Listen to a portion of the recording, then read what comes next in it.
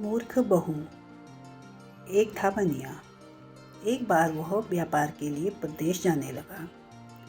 जाते जाते अपनी बहू को बुलाकर उसने कहा, मैं प्रदेश जा रहा हूँ, तुम अच्छी तरह रहना, बच्चों को भी संभालना और अपनी सास को भी अपने बच्चों की तरह देखभाल करना। याद रखना, माँ से कोई काम मत करवाना। बहू ने बोला, ठीक है, मैं आपकी बात समझ गई, मैं वैसा ही करूँगी जैसा आपने बोला है। आप आराम से जाइए। बहू ने बात ध्यान में रखी। बनिया तो चला गया।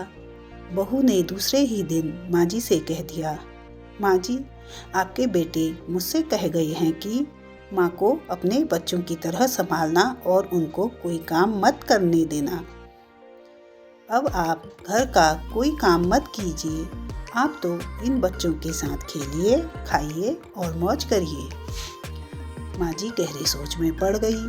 फिर बोली, बहू ठीक है, अब मैं ऐसा ही करूँगी। कुछ दिनों के बाद बहू ने अपनी बेटी के कान छिदवाए।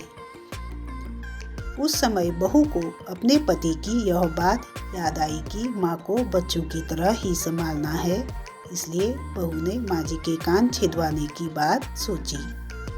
उसने माँ जी से कहा, माँ जी चलिए, आपके कान छिदवाने हैं। सुनकर माँ जी घबरा उठी।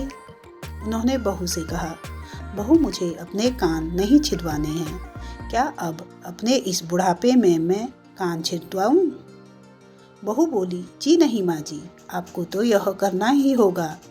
मैं नहीं चाहती कि आपका बेटा मुझसे कहे, इसलिए आपको मैं अच्छी तरह से देखभाल करूँगी।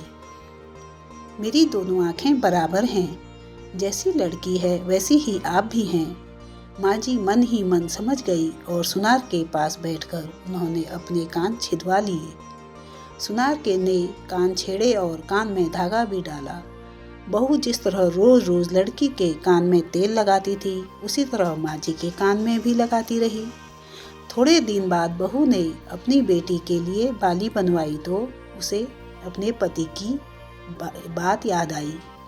फिर उसने माँ जी के लिए भी बाली बनवाई और कहा, आइए आपको यह बाली पहना दूं। माँ जी ने कहा, बहू मुझको बाली क्यों पहननी है, मैं बूढ़ी हूँ, मुझे इसकी ज़रूरत नहीं है, बाली तुम अपनी बेटी को पहनाओ, मुझको नहीं पहननी है। लेकिन बहू नहीं मानी, ज़बरदस्ती करके माँ जी को बाली पहना दी। इसके पश्चात माँ जी छोटे बच्चों के साथ अपना मनोरंजन करती, घूमती, खेलती और कई तरह के मौज मस्ती करती। बहू ने एक बढ़िया दिन देखकर अपने बेटे को नाई से चोटी रखवा ली। फिर बहू को माँ जी की याद आ गई। माँ जी बच्चों के साथ खेल रही थी। उन्हें वहाँ से बुलवा लिया और कहा, माँ जी आइए, नाई के सामने बैठिए, अपने लड़के की तरह मुझे आपके सिर पर भी चोटी रखवानी है। जब गोविंद ने चोटी रखवाई है तो आपको क्यों न रखवाऊं, इसलिए आप जल्दी आइए। माँ जी ने बहू को बहुत समझाया, पर बहू टस से मस न हुई। आखिर माँ जी नाई के सामने बैठी और उन्होंने अपने सिर पर चोटी रखवाई। बहू ने गोविंद और माँ जी को जो बोला वही किया। उनके साथ बाद में बहू रोज माँ जी की चोटी में तेल डालती, चोटी गूंथती और सर पर ओढ़नी डालकर माँ जी को बच्चों के साथ खेलने के लिए भेजती। जब खाने का समय होता तो बहू उनको आवाज़ देकर बुलाती है। ऐसे ही रोज का हाल था। जब बेटा घर वापस आया तो सबसे पहले उसने बहू से माँ के बारे में पूछा कि माँ कैसी है और कहाँ है, मुझे उनसे आशीर्वाद लेना है। बहू ने बताया, माँ जी तो बच्चों के साथ खेल रही है, यहीं कहीं होगी, आ जाएंगी। बेटे ने पूछा, क्या कहते हो, माँ गली में खेलने गई है? गली में तो बच्चे खेलते हैं, क्या बुद्धि, माँ कहीं खेलने जाती है? बहू ने कहा, मैं तो माँ को खेलने भेजती हूँ, अपने आपने कहा नहीं था कि माँ को बच्चों की तरह रखना है।